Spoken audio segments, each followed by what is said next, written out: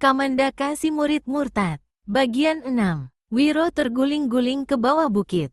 Sekujur tubuhnya memar. Di keningnya ada luka yang mengucurkan darah. Dadanya mendenyut sakit, seperti dihimpit batu besar. Dari mulutnya meleleh darah. Dia terhempas di kaki bukit batu, dalam keadaan setengah pingsan, setengah sadar. Samar-samar dilihatnya, ada seseorang berlari ke arahnya, bersimpuh di sampingnya, dan meletakkan kepalanya di atas pangkuannya. Lalu dia melihat bayangan lain di sampingnya. Menyusul, suara orang tertawa cekikikan. Anak setan, ada suara memanggil, memaki. Itulah akibat kalau malang melintang terus-terusan. Tak pernah muncul untuk minta tambahan ilmu. Ilmu kesaktian manusia sudah semakin tinggi. Sudah bertambah, ilmumu itu ke itu juga. Sekarang kau rasakan sendiri, bagaimana rasanya babak belur dihantam orang. Hik hik hik, di dunia ini, hanya ada satu orang yang memanggil dirinya dengan sebutan, anak setan. Orang itu adalah gurunya sendiri, Eyang Sinto Gendeng. Seperti mendapat satu kekuatan, Wiro bangkit dari haribaan orang yang memangkunya. Orang yang memangku berkata, tidur saja. Kau terluka di dalam cukup parah. Wiro tidak pedulikan. Dia mengenali itu adalah suara Kintani, gadis yang dipinjaminya baju. Dia tetap bangkit, bahkan berdiri. Dia memandang ke depan. Benar, memang dia, gurunya. Perlahan-lahan Wiro jatuhkan diri berlutut. Eyang, maafkan muridmu yang selama ini tidak pernah meminta petunjukmu. Soalnya, murid tidak mau menyusahkan Eyang. Ah, itu kan cuma ucapan seseorang yang pura-pura menyesal. Sudah, tutup dulu mulutmu. Nenek tua di depan pendekar 212 menjejalkan sesuatu ke dalam mulut Wiro. Telan cepat, kalau kowe masih mau hidup, katanya. Obat sebesar jempol kaki itu, dengan susah payah ditelan juga oleh Wiro. Kintani kemudian menopang punggungnya, menyekat darah di mulutnya. Wajah Wiro yang tadi pucat, kini tampak mulai segar kembali. Perlahan-lahan dia berdiri. Nah, kowe sudah sembuh. Ayo ikut aku ke puncak bukit. Ada tontonan menarik yang bakal kita saksikan, kata Eyang Sinto Gendeng pula. Dia berpaling ke kiri. Di situ tegak seorang gadis jelita, berambut diikat buntut kuda. Kau sudah siap, Mintari? Tabahkan hatimu. Gadis itu ternyata adalah Mintari, anak Ki Pamilin yang bergelar tangan baja. Si gadis menatap ke arah Wiro, pemuda yang dulu menolongnya. Heran, bagaimana dia bisa muncul bersama Eyang? Wiro bertanya dalam hati. Sinto Gendeng maklum apa yang ada di benak Wiro. Maka dia pun berkata, saat ini, dia bisa kau anggap sebagai adik seperguruanmu, Wiro. Kalau urusannya nanti sudah selesai, dia kembali ke asalnya. Bukan saudara seperguruanmu lagi, karena dia memang tak pernah kuangkat sebagai murid. Saya tidak mengerti, Eyang. Nanti kowe juga bakal mengerti, jawab Sinto Gendeng. Di kejauhan, tampak ada 4 orang naik ke puncak bukit batu. Gerakan mereka cepat dan cekat. Tontonan menarik akan segera mulai. Ayo, ikut aku ke puncak bukit, kata Sinto Gendeng. Keempat orang itu segera naik ke puncak bukit batu. Kintani dan Mintari sengaja mengapit Wiro, yang keadaannya masih agak lemah. Di puncak Gunung Semeru pagi itu, Ketua Partai Gamar Senopatri yang bergelar Dewa Tapak Sakti duduk dikelilingi oleh Rana Tumalaya, Ketua Cabang Wilayah Barat, dan Ageng Seto Cabang Wilayah Utara. Lalu ada 2 orang murid partai yang tingkat kepandaiannya hampir mendekati para ketua cabang. Malam tadi saya bermimpi, ada 2 ekor burung merpati jatuh di pangkuan saya. Yang satu tidak bernafas lagi, mati. Yang satunya megap-megap. Kedua sayapnya patah dan kepalanya terluka. Merpati satu ini akhirnya mati di pangkuan saya. Sang ketua diam sesaat, lalu meneruskan bicaranya. Saya bukan orang yang percaya pada mimpi.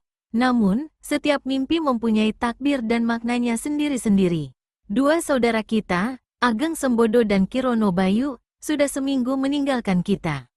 Saya menaruh khawatir, mimpi tadi malam merupakan pertanda buruk bagi kita. Jangan-jangan telah terjadi sesuatu dengan mereka. Kalau ketua mengizinkan, saya akan turun gunung untuk menyelidik, berkata Ageng Seto. Lama ketua Partai Semeru Raya itu terdiam. Akhirnya dia berkata, Saat ini saya merasa harus pergi ke Gua Keranggan di selatan. Bukan saja untuk mencari tahu keadaan dua ketua cabang itu, juga untuk langsung mencari Kamandaka, murid sesat dan murtad itu. Saya akan mendampingi ketua, kata Ageng Seto pula. Saya juga, kata Rana Tumalaya. Dua anak murid tingkat tinggi yang ada di situ mengatakan hal yang sama pula. Tidak semua bisa pergi, harus ada yang menunggu di sini, guna mengurus segala sesuatunya, kata Gamar Senopatri pula. Dia berpaling pada Ageng Seto. Kau punya kepentingan lebih besar untuk ikut bersama saya. Kau harus tahu apa yang terjadi dengan adikmu, Ageng Sembodo. Terima kasih atas kepercayaan ketua membawa saya, Ageng Seto merasa gembira. Kalian berdua juga ikut saya, kata ketua partai selanjutnya, seraya menggoyangkan kepala pada dua anak murid partai. Kedua orang ini menundukkan kepala, sambil mengucapkan terima kasih. Dan kau, Dimas Rana Tumalaya, kau terpaksa tinggal, untuk menjaga dan mengurus segala sesuatunya, selama kami pergi. Akan saya laksanakan dengan sebaik-baiknya, ketua, jawab Rana Tumalaya, walau hati kecilnya sebenarnya ingin sekali pergi mendampingi ketua partai. Beberapa hari kemudian, rombongan dari Gunung Semeru itu sampai di pantai selatan, di mana terletak Goa Keranggan. Seperti yang dilakukan Wiro, setelah masuk goa dan mengetahui bahwa terowongan di dalamnya membalik ke arah daratan, Gamar Senopatri membawa orang-orangnya keluar goa, dan menempuh jalan darat, hingga akhirnya sampai di Bukit Batu. Pada saat yang bersamaan, Eyang Sinto Gendeng dan Mintari sampai pula di tempat itu. Tujuan kedua orang ini jelas, untuk menuntut balas atas kematian ayah Mintari, serta kekejian yang dilakukan Kamandaka atas dirinya. Seperti dituturkan sebelumnya, Eyang Sinto Gendeng telah menculik Mintari, selagi berada di rumah kediaman Raden Bintang. Gadis malang Ki Pamilin ini dibawanya ke suatu telaga di Bukit Selarong. Di sini, Mintari diberinya pelajaran meningkatkan kekuatan tenaga dalam. Setelah itu, diajarinya ilmu sakti pukulan sinar matahari. Pukulan sakti yang diajarkan si nenek pada Mintari, memiliki kekuatan lebih hebat dari pukulan sinar matahari yang telah diwariskannya pada muridnya, Wiro Sableng. Hal ini, karena Sinto Gendeng menyadari bahwa pukulan sinar matahari yang lama, tidak bakal sanggup menumbangkan pukulan halilintar yang dimiliki Kamandaka. Namun, karena Mintari bukan muridnya, maka Eyang Sinto Gendeng hanya memberikan kemampuan memiliki selama 30 hari pada Mintari. Selewatnya waktu tersebut, kesaktian itu akan lenyap dengan sendirinya. Di samping itu, Mintari hanya bisa mempergunakan ilmu kesaktian itu satu kali saja. Di puncak Bukit Batu, Kamandaka tampak melangkah mundar-mandir di depan rumah batunya.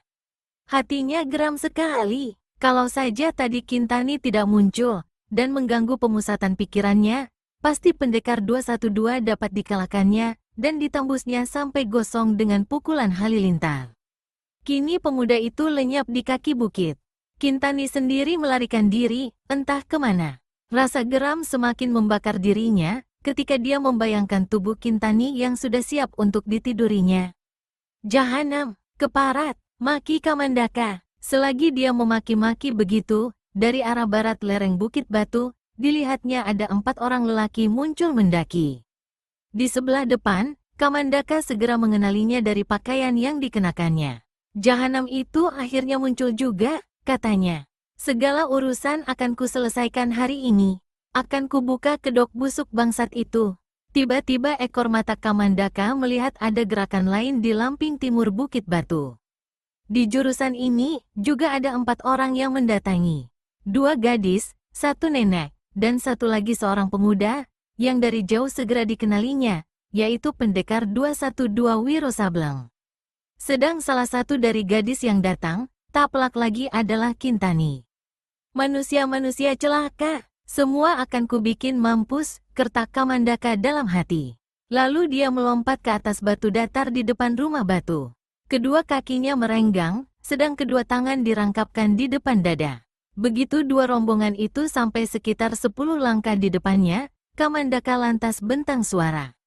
Selamat datang, makhluk-makhluk pencari mati. Siapa di antara kalian yang ingin mampus lebih dulu? Paras 4 orang dari Gunung Semeru tampak berubah merah, sementara Sinto Gendeng dan 3 orang anggota rombongannya tenang-tenang saja, malah ada yang menyengir-nyengir. Ketua Partai Semeru Raya menatap paras Kamandaka sesaat, lalu melirik ke samping. Dia terkejut ketika mengenali Sinto Gendeng, dan heran melihat mengapa Kintani berada bersama rombongan si nenek. Kamandaka, kami datang jauh-jauh bukan untuk mencari kematian, Gamar Senopatri membuka mulut. Kami datang justru untuk menghukummu. Dosamu selangit, tembus sedalam lautan. Berlututlah minta ampun kepada Tuhan, sebelum aku menjatuhkan hukuman mati atas dirimu di tempat ini juga. Kamandaka tampak melongo. Dia memandang tak berkesip pada ketua Partai Semeru Raya itu. Lalu perlahan-lahan, tampak dia menekuk kedua kaki, seperti hendak berlutut. Ternyata pemuda ini hanya pura-pura saja. Justru ketika pantatnya bergerak turun, tiba-tiba dia keluarkan suara kentut yang keras sekali. Sehabis kentut, dia tertawa gelak-gelak. Dari rombongan yang dipimpin oleh Singo Gendeng, terdengar pula suara tertawa bekakakan. Itu adalah suara tawa Wiro Sableng yang memang tidak bisa menguasai diri. Sinto Gendeng mendelik dan membentak. Hus, kurobek mulutmu, kalau tidak hentikan tawamu. Wiro terpaksa tutup mulutnya. Kedua matanya melirik ke kiri kanan, yaitu ke arah Kintani dan Mintari. Kintani senyum-senyum saja, sedang Mintari mendongak ke langit, sambil pejamkan mata. Pasti ada sesuatu yang sangat mempengaruhi dirinya saat itu, yakni niatnya untuk menuntut balas. Mintari turunkan kepalanya, dan berbisik pada Sinto Gendeng. Eyang, kalau ketua Partai Semeru itu berhasil membunuh Kamandaka, berarti saya tidak akan pernah membalaskan sakit hati dendam kesumat.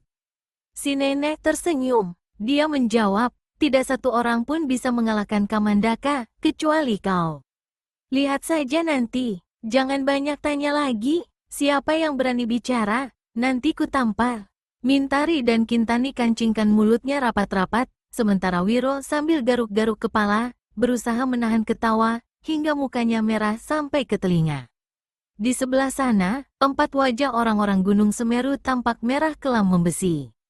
Gamar Senopatri berkata dengan suara bergetar, tanda dia berusaha menekan amarah. Orang yang mau mati memang suka berbuat tolol. Kami tahu kau pasti telah membunuh Kirono Bayu. Dalam perjalanan kemari, kami menemui mayat Ageng Sembodo. Dosamu tak mungkin diampuni lagi, Kamandaka. Dari tadi kau bicara melulu. Kapan kau mau bertindak? Kamandaka berkata lantang. Saat ini juga, murid murtad, jawab Gamar Senopatri. Bagus, tapi sebelum kau membual hendak membunuhku, biar aku bicara dulu. Agar semua orang tahu, siapa dirimu sebenarnya. Dan mengapa aku melakukan semua kejahatan ini? Tujuanku, lain tidak, adalah agar satu ketika aku dapat berhadapan denganmu. Kini saat yang kutunggu sejak beberapa bulan lalu sudah tiba. Bukan aku yang bakal menerima kematian, tapi kau, sesuai dengan kejahatan dan kebusukan yang pernah kau buat 25 tahun silam. Ketika aku baru berusia 3 tahun. Ketika berkata itu, Kamandaka berulang kali menudingkan telunjuknya ke arah Gamar Senopatri, hingga ketua partai ini tambah merah wajahnya, dan bergetar seluruh tubuhnya. Sementara bicara, kedua mata Kamandaka selalu tertuju pada seuntai kalung baja putih, dengan hiasan kepala seekor singa, yang tergantung di leher sang ketua. Apa yang diucapkan Kamandaka tadi, tentu saja membuat Gamar Senopatri terkejut. Bahkan yang lain-lain yang ada di tempat itu, jadi ikut bertanya-tanya.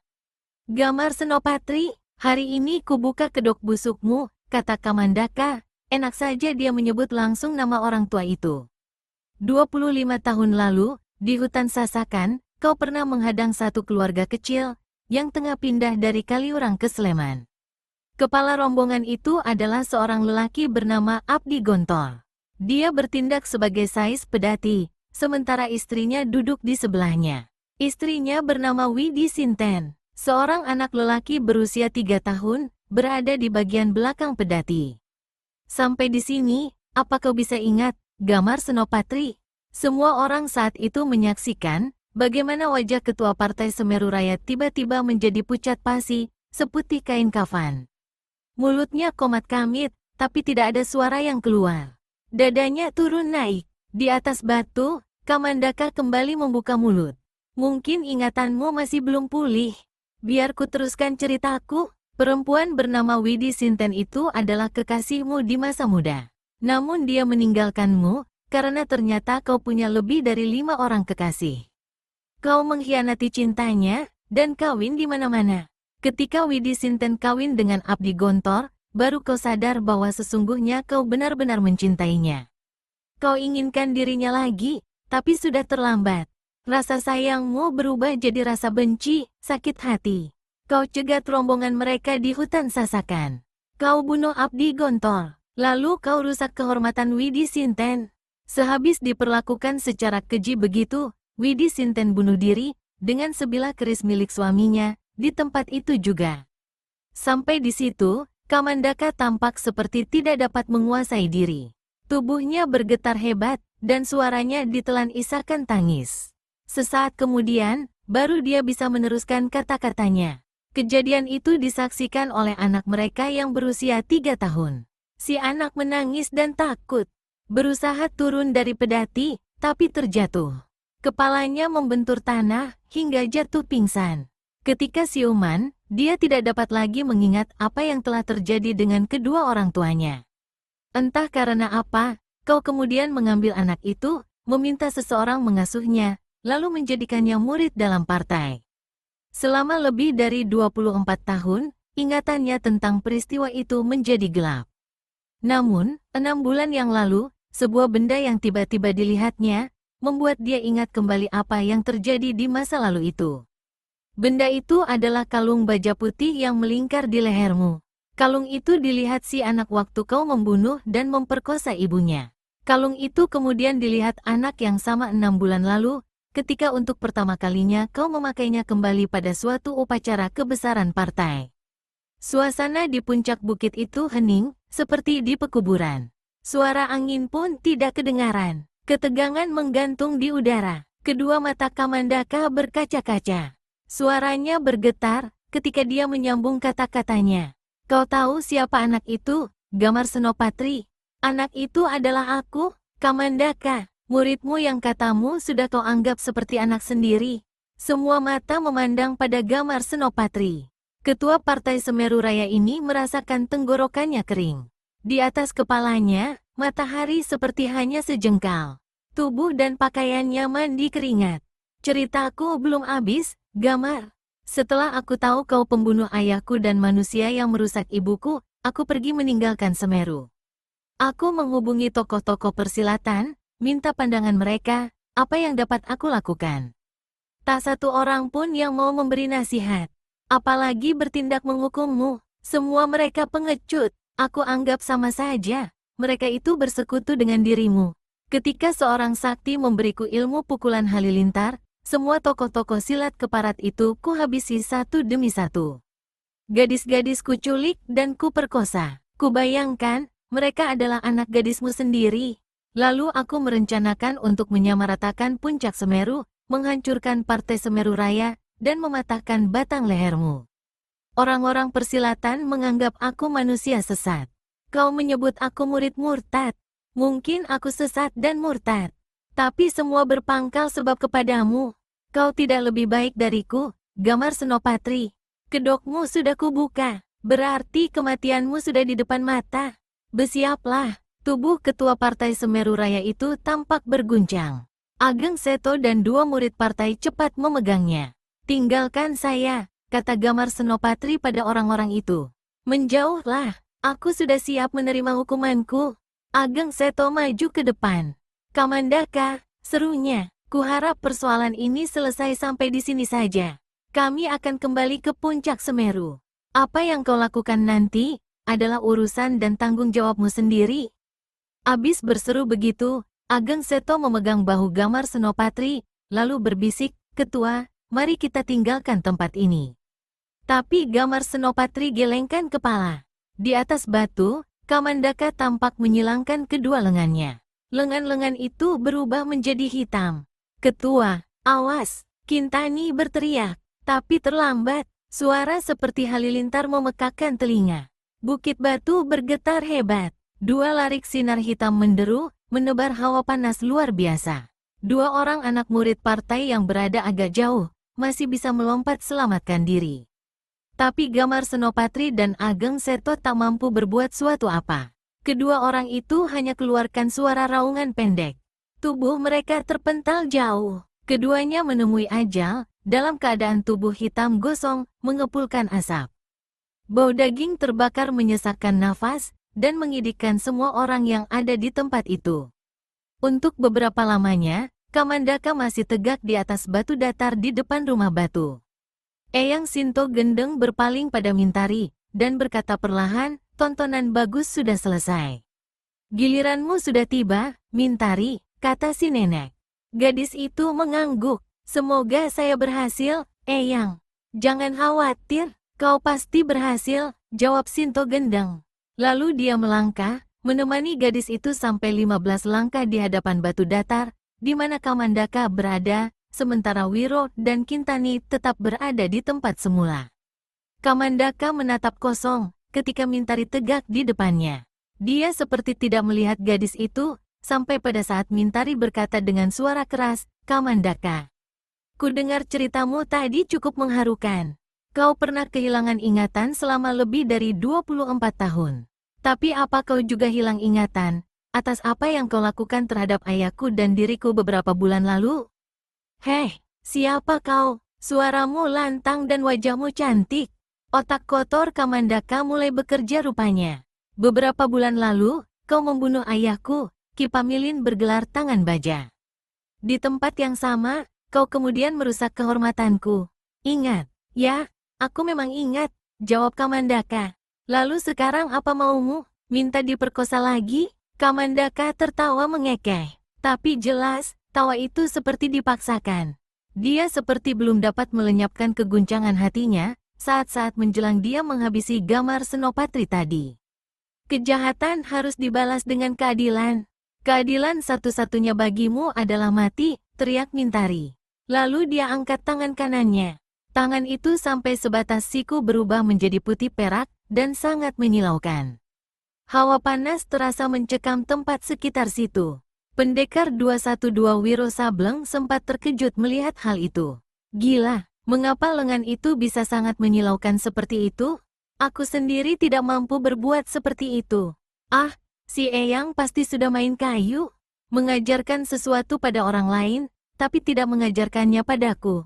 Baru saja Wiro mengucapkan kata-kata itu dalam hatinya, tiba-tiba ada suara menggaung di telinganya. Anak setan, jangan kowe berpikir yang bukan-bukan. Kau sendiri yang salah. Selama ini, kau hanya senang malang melintang. Tidak pernah memikirkan untuk memperdalam, serta menambah ilmu kepandaian. Wiro melirik ke arah si nenek, yang tegak tak berapa jauh dari tempatnya berdiri. Itu tadi suara si nenek, yang mempergunakan ilmu bersuara jarak jauh. Wiro hanya bisa garuk-garuk kepala. Memandang ke depan, dilihatnya lengan Mintari semakin memancarkan sinar menyilaukan. Pukulan sinar matahari, seru Kamandaka, dengan nada serta mimik mengejek. Siapa yang mengajarkan padamu? Pasti nenek jelek itu, atau pemuda gondrong sebelah sana. Kamandaka tertawa panjang. Kumpulkan 100 orang yang mampu melancarkan pukulan sinar matahari. Tak satu pun yang akan mampu menghadapi pukulan halilintar. Takaburmu membawa celaka, teriak Mintari. Tangannya perlahan-lahan diangkat lebih tinggi. Gadis ini tidak main-main. Sebenarnya sayang kalau dia harus kubunuh. Tapi apa boleh buat? Begitu Kamandaka membatin. Lalu dia silangkan kedua tangannya di depan kepala. Kedua tangan itu serta-merta menjadikan hitam. Sambil sunggingkan senyum merendahkan, Kamandaka lepaskan silangan kedua tangannya, dan memukul ke depan. Wus, wus, dua larik sinar hitam menderu dahsyat, disertai suara gelegar halilintar. Untuk kesekian kalinya, bukit batu itu seperti diguncang gempa, dan langit seperti mau roboh. Mintari keluarkan pekik keras. Tangan kanannya menghantam ke depan. Hawa panas menggebu-gebu. Selarik sinar putih kebiruan menyilaukan menyambar ganas. Ratusan bunga api memercik di udara, ketika dua larik sinar hitam bertemu dengan selarik sinar putih kebiruan. Kedua kaki Mintari tampak goyang. Kamandaka menyeringai. Kintani dan Wiro menahan nafas. Tapi Sinto Gendeng tenang-tenang saja. Malah dari mulutnya terdengar suara dia menyanyi, kejar terus, tahan terus. Hitam tak pernah menang dari putih. Kejar terus, tahan terus. Hitam tak pernah menang dari putih. Di udara, dua larik sinar hitam pukulan halilintar berusaha menggelamkan sinar putih pukulan sinar matahari. Namun sekali ini tampak, sinar-sinar hitam itu terdorong ke belakang, hingga Kamandaka merasakan kedua lengannya bergetar keras. Hal ini tak pernah kejadian sebelumnya. Dia kerahkan seluruh tenaga dalamnya, hingga wajahnya jadi merah, dan sekujur tubuhnya mandi keringat. Tiba-tiba Mintari putar telapak tangan kanannya. Gerakan ini disusul dengan gerakan mendorong ke depan. Wus, pukulan sinar matahari menggebu-gebu laksana topan prahara. Dua larik sinar hitam pecah dan bertebaran, lalu lenyap. Sinar putih terus melabrak ke depan. Jahanam, masih terdengar makian Kamandaka. Itu adalah ucapannya yang terakhir, sebelum tubuhnya terseret sinar putih panas dan menyilaukan itu. Pemuda itu terbanting ke dinding batu di samping rumah batu. Untuk sesaat lamanya, tubuhnya yang melepuh matang merah itu laksana dicetak masuk ke dalam dinding batu. Lalu perlahan-lahan, tubuh itu mencuat keluar, dan jatuh tergelimpang di atas batu. Mintari jatuhkan diri, dan tekap mukanya dengan kedua tangannya. Sinar putih menyilaukan pada tangan kanannya sudah lenyap. Dia menangis terisak-isak, satu tangan memegang bahunya. Mengira itu adalah Eyang Sinto Gendeng yang memegangnya, gadis ini berkata, "Eyang, terima kasih. Saya berhasil, Eyang, terima kasih." "Eyang sudah lenyap entah kemana," jawab satu suara. Mintari berpaling. Yang memegang bahunya dan yang barusan bicara, ternyata adalah pendekar 212 Wiro Sableng. Di sampingnya berdiri Kintani. Dia sempat berpesan, agar aku mengurus kalian berdua. "Ah, bagaimana ini? Kalian kan bukan anak-anak kecil lagi." Perlahan-lahan Mintari berdiri. Dia memandang pada Kintani, sambil mengusap air matanya. Lalu dia berkata, "Bersamamu, Wiro, kami mau jadi anak-anak kecil kembali. Tapi kami anak-anak kecil yang nakal. Hingga kau pasti bakal kewalahan mengurus kami," menyambung Kintani. Pendekar 212 Wiro Sableng garuk-garuk kepala. Lalu dia berdiri di antara kedua gadis itu, dan memegang bahu mereka. Sambil melangkah, Wiro tersenyum-senyum. "Apa yang kau tertawakan?" tanya Mintari. Ditanya begitu, sang pendekar justru malah tertawa gelak-gelak. "Aku ingat, ketika kalian kutemui lari dari puncak bukit, nyaris tanpa pakaian sama sekali." Kedua gadis itu terpekik, lalu cubitan-cubitan menyengat lengan, pinggang, dan punggung pendekar 212, membuat dia kelojotan, dan terlonjak-lonjak kian kemari. Pembalasan dua gadis itu ternyata tidak sampai di sana saja.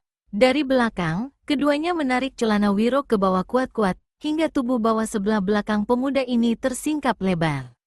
Sementara Wiro kalang kabut menarik celananya, Mintari dan Kintani telah melarikan diri ke bawah bukit. "Anak-anak nakal, kalau dapat ku kejar, akan kuciumi kalian berdua," teriak Wiro.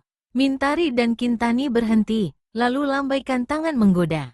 Ketika Wiro mengejar, keduanya lari kembali, sambil tertawa terpingkal-pingkal.